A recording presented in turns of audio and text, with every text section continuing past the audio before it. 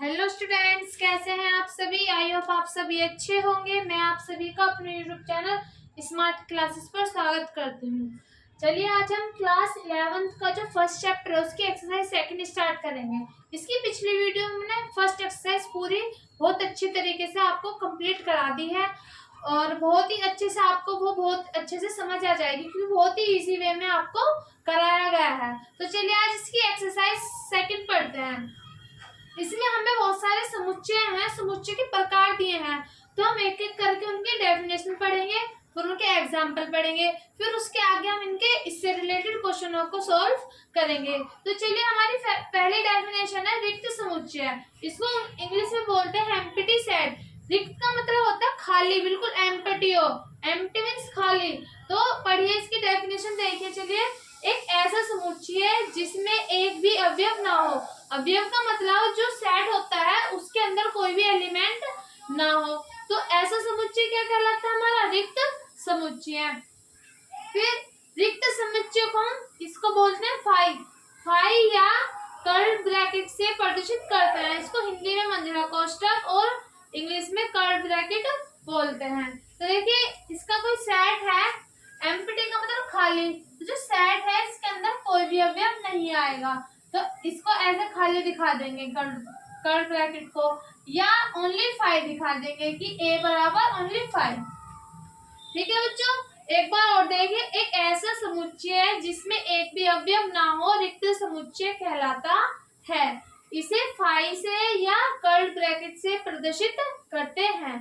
चलिए सेकंड देखते हैं। दूसरा है परिमित समुच्चय, मीन्स है इसका फाइनाइट सेट। फाइनाइट सेट हमारे क्या होते हैं? तो फाइनाइट सेट का मतलब होता है कि जो सेट है उसके अंदर जो भी हमारे जो नंबर्स है, मतलब कुछ किसी भी प्रकार का सेट है, हम उनको काउंट कर सकते हैं, बहुत ही आसानी से हम उनको गिन सकते हैं। तो ये डेफिनेशन में लिखा है कि ऐसा समुच्चय जिनमें अवयवों की संख्या निश्चित हो, मतलब कि हमें एक फाइनाइट वैल्यू तक उसकी वैल्यू दी हो कि हाँ कि 9 से लेकर 10, 1 से लेकर 10 तक प्राकृतिक संख्या है। ठीक है, तो क्या हो जाएगा? परिमित समुच्चय कहलाता है। तो देखिए, जैसे कि मैंने दे दिया कि सप्ताह के दिनों का समुच्चय, तो एक सप्ताह में ओनली 7 ही दिन होते हैं, तो वो इनको हम आसानी से, बहुत आसानी से काउंट कर सकते हैं। ठीक है, तो देखिए, ए मैंने सेट ले लिया Monday, Tuesday, Wednesday, Thursday, Friday, Saturday और संडे, क्योंकि सप्ताह में ओनली कितने दिन होते हैं? 7। मैं बोलूँ कि मंथ के वो ईयर के सभी मंथ्स का समुच्चय है, एक साल के सभी महीनों का समुच्चय, तो क्या लिख देंगे? जनवरी टू दिसंबर तक। तो ये कैसा हो जाएगा? हमारा परिमित समुच्चय। थर्ड आता है हमारा अपरिमित समुच्चय। अपरिमित होता है इनफाइनाइट सेट। इनफाइनाइट मतलब अनंत, जिनको हम काउंट नहीं कर सकते। तो देखिए इसकी डेफिनेशन है, एक ऐसा समुच्चय जिसमें अवयवों की संख्या अनिश्चित हो, मतलब जिनको हम काउंट नहीं कर सकते, अपरिमित समुच्चय कहलाता है। एग्जांपल देखिए, प्राकृतिक संख्याओं का समुच्चय, तो सभी जिन नंबरों को हम काउंट कर सकते हैं वो तो हमारे सभी प्राकृतिक है, लेकिन हमें क्या पता कहाँ तक है, हम तो उनको काउंट ही नहीं कर सकते, तो इनफाइनाइट तक होंगी ये वैल्यू। तो ये सेट कैसा हो जाएगा? बी सेट है 1 2 3 4 डॉट डॉट इनफाइनाइट तक, तो ये क्या हो जाएगा? हमारा अपरिमित समुच्चय। ठीक, आई होप आप सबको अच्छे से समझ आ रहा होगा ये। चलिए इसके आगे भी कुछ सेट्स है, उनकी भी डेफिनेशन पढ़ते हैं।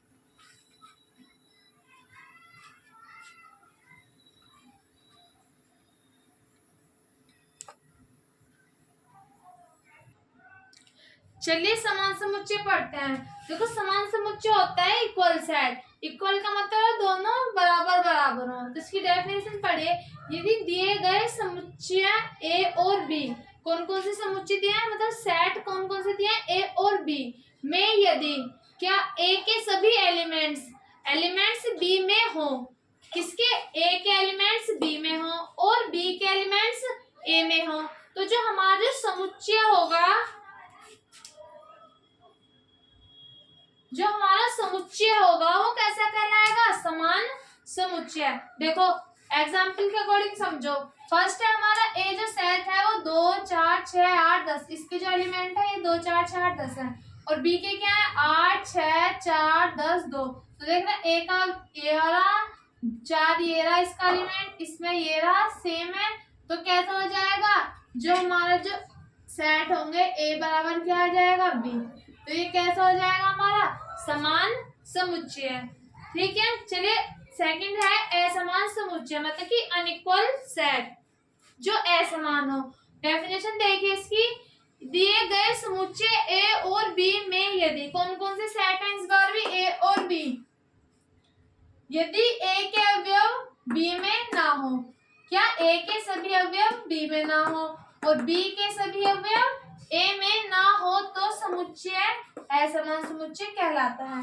तो देखिए एग्जांपल है इसका, जैसे कि हमने क्या ले लिया 1 2 3 4 5 6, बी में ले लिया 3 7 8 1 2 9, तो देखना एक है 2 भी है 3 भी है, लेकिन 4 नहीं है 5 नहीं 6 नहीं है, और बी में क्या है 7, बी के जो एलिमेंट्स है ए में नहीं है, 7 भी नहीं 8 भी नहीं 9 भी नहीं है, तो कैसा हो जाएगा हमारा ए बराबर नहीं है किसके बी के, तो कैसे सेट हो जाएगा हमारा असमान समुच्चय अनइक्वल सेट। तो चलिए अब इसकी एक्सरसाइज के क्वेश्चन स्टार्ट करते हैं।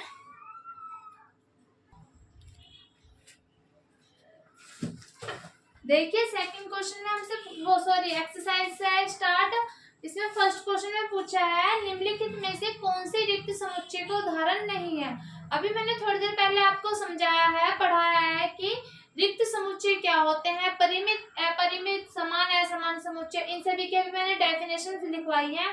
तो हमसे फर्स्ट क्वेश्चन में यही पूछा है कि रिक्त समुच्चय के उदाहरण है, इनमें से कौन से रिक्त समुच्चय के उदाहरण है हमें वो बताने हैं। रिक्त समुच्चय क्या होता है कि सेट का कोई भी अवयव ना हो, सेट में हमसे कोई क्या रिक्त समुच्चय जो लिखा है कि ऐसा सेट जिसमें कोई भी अवयव ना हो, तो क्या कहलाता है हमारा रिक्त समुच्चय। तो देखिए 2 से भाज्य विषम प्राकृतिक संख्याओं का समुच्चय, तो 2 से भाज्य विषम, तो विषम संख्याएं कौन सी होती है, जो 3 हो गई 5 हो गई 7 हो गई, क्या ये 2 से भाज्य है, भाज्य का मतलब 2 से ये कट रही है, तो नहीं कट रही, तो कैसा हो जाएगा यह एक रिक्त समुच्चय है।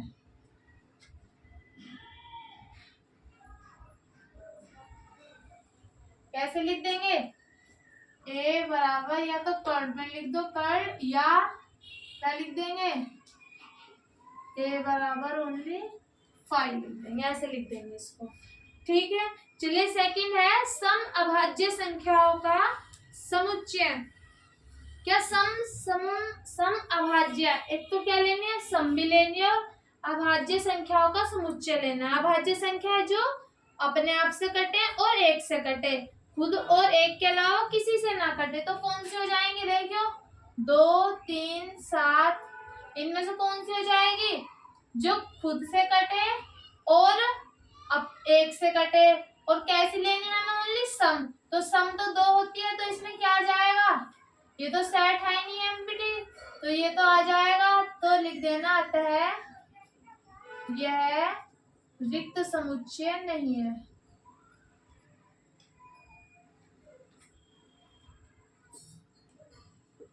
ठीक है, थर्ड पार्ट है, मैं पूछा है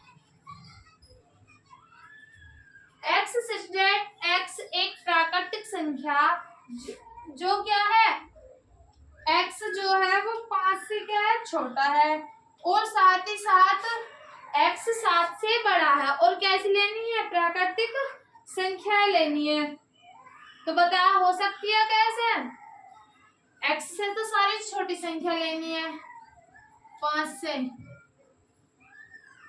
4 तक आ गई, और फिर बोल दिया कि साथ ही साथ 7 से बड़ी भी हो, 5 से तो छोटी हो और क्या हो 7 से बड़ा हो, जो x का जो मान है 7 से बड़ा हो, 7 से बड़े तो ये है ही नहीं, सब छोटे ही हैं, तो कैसा आ जाएगा एम्प्टी सेट आ जाएगा।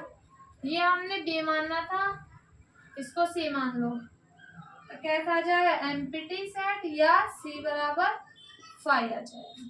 ठीक है, चलिए इसका फोर्थ पार्ट है कि y such that y किसी भी दो समांतर रेखाओं का उभयनिष्ठ बिंदु, तो क्या बना लेंगे, दो समांतर लेनी है, समांतर मतलब इक्वल लेनी है। कैसी लेनी है, इक्वल। उभयनिष्ठ का मतलब है कि दोनों में उभयनिष्ठ हो, मतलब कि उभयनिष्ठ जब कहलाती है हमारी रेखा, जब समांतर रेखा एक दूसरे को प्रतिच्छेद कर दे, तो समांतर रेखा एक दूसरे को काट देंगी, ये वाले काट देंगे, तो जब प्रतिच्छेद बिंदु बनते हैं तो क्या इन पे दो समांतर रेखाओं पर उभयनिष्ठ बिंदु आ जाएंगे क्या, कभी नहीं आने के, नहीं आ सकते। तो लिख देंगे अतः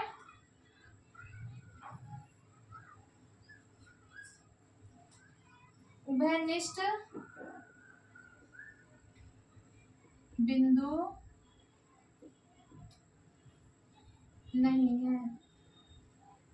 तो कैसे सेट हो जाएगा ये, एमपीटी।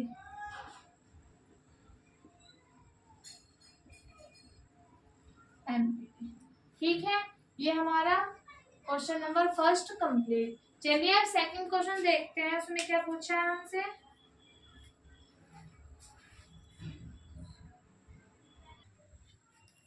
चलिए सेकंड क्वेश्चन देखते हैं। सेकंड क्वेश्चन में हमसे पूछा है निम्नलिखित समुच्चय में से कौन परिमित और कौन अपरिमित समुच्चय है। इसमें से हमें बताना है परिमित कौन सा और अपरिमित कौन सा है। अभी मैंने आपको डेफिनेशन समझाई थी कि परिमित समुच्चय कौन से होते हैं। देखिए एक बार और देखिए, परिमित समुच्चय वे होते हैं एक ऐसा समुच्चय है जिसके अवयवों की संख्या क्या हो, निश्चित हो, मतलब कि जिस समुच्चय के अवयवों को हम काउंट कर सकते हैं, ठीक है। तो वह तो हमारे होंगे परिमित समुच्चय। और अपरिमित कौन से होंगे, जिस सेट के अवयवों को हम गिन नहीं सकते, मतलब उनकी संख्या जो है अनिश्चित दी हो, तो वो कैसे होंगे, अपरिमित समुच्चय। तो देखिए फर्स्ट क्वेश्चन है इसका, वर्ष के महीनों का समुच्चय। तो वर्ष के जितने भी महीने हैं उसका समुच्चय देखिए, तो इनको तो हम गिन सकते हैं, इसको सेट मान लीजिए। कैसे मान लेंगे, जनवरी, फरवरी, मार्च और कहाँ तक, दिसंबर तक ही होते हैं इसमें। तो ये कैसा है, इनको काउंट कर सकते हैं, तो ये कैसा हो जाएगा हमारा परिमित समुच्चय, ठीक है। चलिए सेकंड देखते हैं। सेकंड दिया है 1 2 3 फिर डॉट डॉट डॉट डॉट। इसमें हमें कोई भी अंतिम अवयव नहीं दिया। अंतिम का मतलब कि हम इनको काउंट नहीं कर सकते, हमें इसमें इनफाइनाइट तक दे रखा है। तो कैसे लिख देंगे, अतः अंतिम अवयव नहीं है,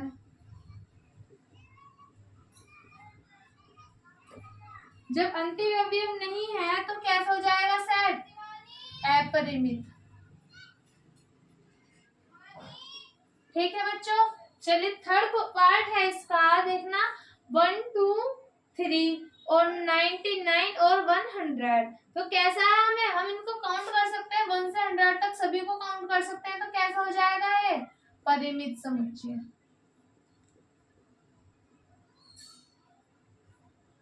देखना 100 से बड़े धन पूर्णांकों का समुच्चय। धन पूर्णांक मतलब कि कोई भी पूर्णांक लेने हैं और उनका हमें क्या करना है, धन करना है। तो धन का मतलब होता है कि इनको जोड़ना है। तो 100 से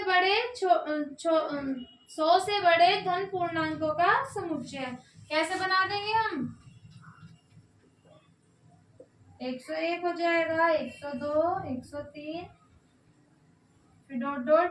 क्या ये रुकेगा कहीं, काउंट ही नहीं कर सकते इनको, तो कैसे हो जाएगा अपरिमित, ठीक है। इसका फिफ्थ एंड लास्ट पार्ट है 99 से छोटे अभाज्य पूर्णांकों का समुच्चय। अभाज्य पूर्णांक कौन से होते हैं, देखो कि बहुत बार रिपीट हो चुका है ये वर्ड अभाज्य। अभाज्य वो होते हैं जो खुद से कटे और एक से कटे बस। तो कौन से हो जाएंगे 99 से कम, 2 हो गया, 3 5 7 9 तो होगा नहीं, 9 3 से कट जाएगा, 11 13 और 17 19 और 99 से कम क्या आएगा, 98 2 से कट जाएगा, 99 3 से, तो 97 तक। तो ये कैसा हो जाएगा, परिमित समुच्चय। ठीक है, ये आपका सेकंड क्वेश्चन भी कंप्लीट हो गया। चलिए अब थर्ड क्वेश्चन पर आते हैं।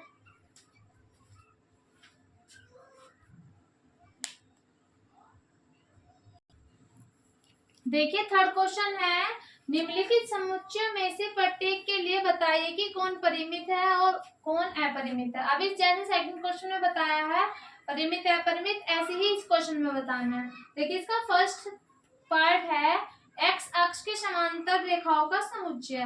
किसके, एक्स अक्ष के समांतर लेनी है, ये हमारा एक्स अक्ष हो गया, ये एक्स अक्ष ही तो होता है। यदि वाई अक्ष बोलेंगे तो ऐसे आ जाएंगे, तो सिर्फ हमसे किस पे बोला है, एक्स अक्ष पर बोला है। तो एक्स अक्ष के समांतर रेखाओं का समुच्चय, तो कैसा हो जाएगा, परिमित या अपरिमित। भाई एक्स अक्ष के समांतर तो हम बहुत सारी रेखाएं खींच सकते हैं, जैसे मैंने 3 खींच दी, इसमें अभी और भी खींच सकती हैं।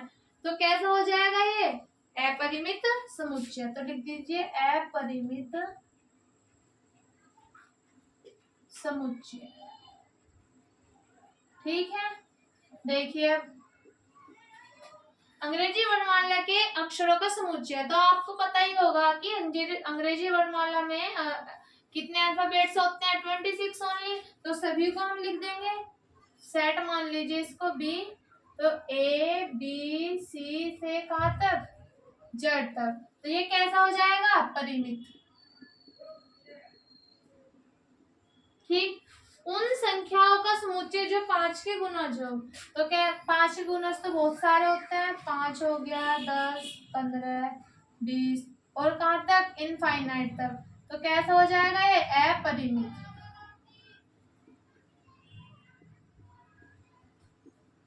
ठीक है, फोर्थ पार्ट है पृथ्वी पर रहने वाले जानवरों का समुच्चय।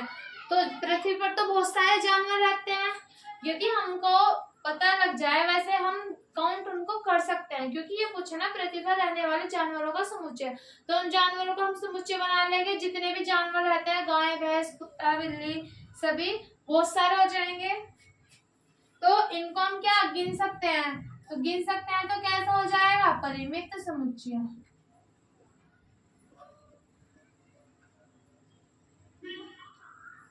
Finite set. लास्ट है मूल बिंदु से होकर जाने वाले वृत्तों का समुच्चय। मूल बिंदु क्या होते हैं, 0 0, ये हमारे 0 0 हो गए। तो से होकर जाने वाले समुच्चय, तो देखना भाई खिंच जाए, एक वृत्त ये खिंच गया, एक ये खिंच गया, एक इसके अंदर, फिर इधर से बना के देख लो, एक ये बन गया, एक ये बन गया, फिर ऊपर भी बन जाएंगे, इसमें इधर को बन जाएंगे, तो बहुत सारे बन सकते हैं। तो कैसा हो जाएगा ये, अपरिमित।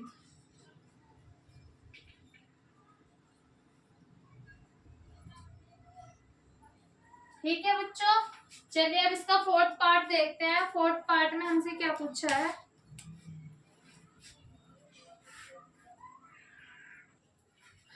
चलिए देखिए फोर्थ क्वेश्चन है, निम्नलिखित में बताइए कि ए बराबर बी है या नहीं है। मतलब कि जो सेट है ए, वो सेट बी के बराबर है या नहीं है।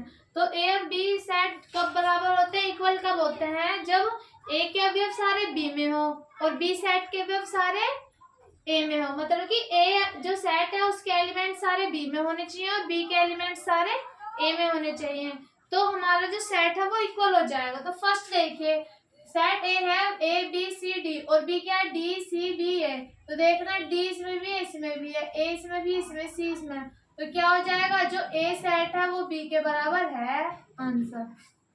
सेकंड है ए सेट दिया है हमें कोई 4 8 12 16, इसके एलिमेंट्स हैं, और बी के एलिमेंट्स हैं 8 4 16 18। तो देखिए क्या ए के एलिमेंट सारे बी में हैं, नहीं है, इसमें 4 8 12 नहीं है इसमें, और इसका एलिमेंट इसमें नहीं है, तो ए बराबर नहीं होगा किसके, बी के। ठीक है, थर्ड पार्ट है इसका 2 4 6 8 10। हमें ए सेट दिया है, कितने एलिमेंट्स है उसमें, 2 4 6 8 5 10, सॉरी 2 4 6 8 10 10 तक एलिमेंट्स दिए हैं, और बी सेट में बोला है कि एक्स सच दैट एक्स धन पूर्णांक है और क्या है, जो एक्स है 10 के बराबर है और 10 से क्या है छोटे हैं। तो देखो धन पूर्णांक सारे हैं, प्लस के हैं, सभी पॉजिटिव नंबर्स हैं और क्या है देखना 10 तक ही है ओनली। और उसमें भी बी सेट में भी यही दिया है कि x जो है वो 10 से छोटा है और 10 के बराबर है। तो सेट कैसे हो जाएगा हमारा, a इक्वल बी, समान सेट हो जाएगा। ठीक, फोर्थ में बोला है कि a सेट दिया हमें x सच दैट x का एक गुणज है। क्या है, x का एक गुणज है। तो b सेट में देखिए इसमें एक वो रह गया भाई, यहाँ पे 10 का गुणज आएगा, 10 का। अब है x सच दैट x संख्या 10 का गुणज है। गुणज का मतलब क्या है कि 10 से ये संख्या डिवाइड हो रही है या नहीं, ठीक है।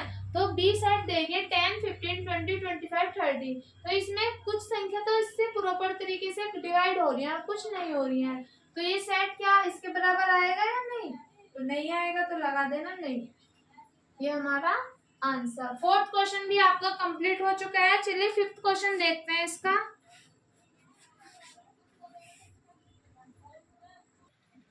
देखिए फिफ्थ क्वेश्चन है, क्या निम्नलिखित समुच्चय समान है।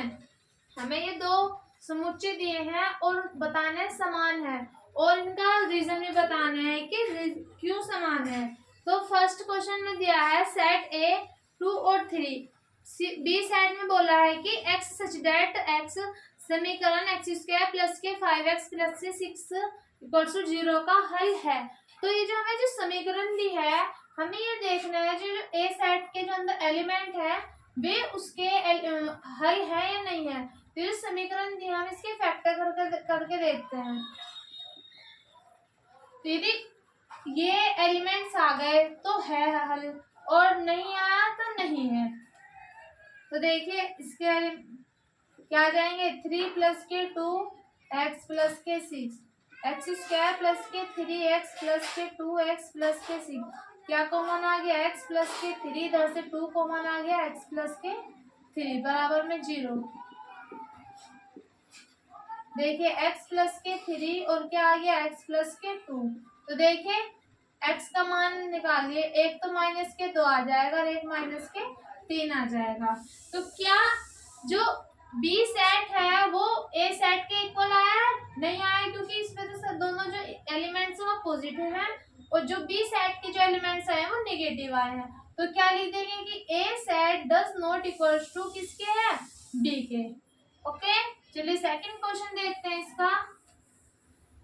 सेकंड क्वेश्चन में बोला है कि x सच दैट x शब्द दिया है हमें फॉलो का एक अक्षर है, ठीक है। बी में बोला है कि y सच दैट y शब्द WOLF का एक अक्षर है,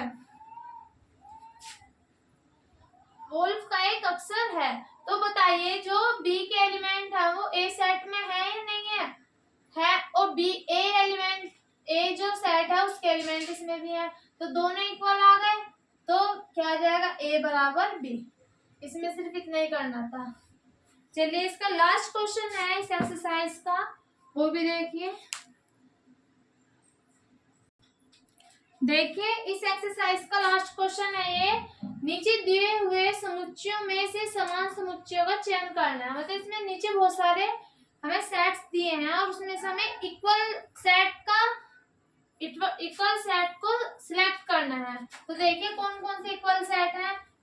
एक सेट का देखना दूसरे सेट में कोई एलिमेंट्स है या नहीं है। सी में 4 है, 8 है, 12 है, लेकिन 2 और 2 नहीं है और सी का एलिमेंट इसमें नहीं है, ये तो होगा नहीं। बी देखिए 1 2 3 4, बी और डी देखो सारे एलिमेंट्स डी के बी में है और बी के ए में है। तो क्या आ जाएगा, एक तो बी बराबर डी आ जाएगा फर्स्ट, और दूसरा कौन सा आ जाएगा, ई देखिए -1 और जी, तो क्या आ जाएगा सेकंड, ई बराबर जी क्या है। तो बस इसमें ये ही दो सेट इक्वल हैं। आई होप बच्चों आपको ये एक्सरसाइज बहुत अच्छे से समझ आ गई होगी आपको कोई भी डाउट नहीं रहा होगा। यदि आपको फिर भी कोई डाउट है इस एक्सरसाइज में तो आप मुझे कमेंट करके बता सकते हैं। तो बच्चों इस वीडियो को लाइक करें, ज़्यादा से ज़्यादा इस वीडियो को शेयर करें और हमारे चैनल को सब्सक्राइब करें। और इससे अगली वीडियो में सिर्फ इसकी एक नई एक्सरसाइज पढ़ेंगे। आज के लिए सिर्फ इतना ही है। ये आपकी एक्सरसाइज पूरी बहुत ही अच्छे से, बहुत ही इजी तरीके से आपको करा दी है। तो बच्चों चलिए अब नेक्स्ट एक्सरसाइज 1.3 में देखते हैं। आज के लिए सिर्फ इतना ही है। धन्यवाद।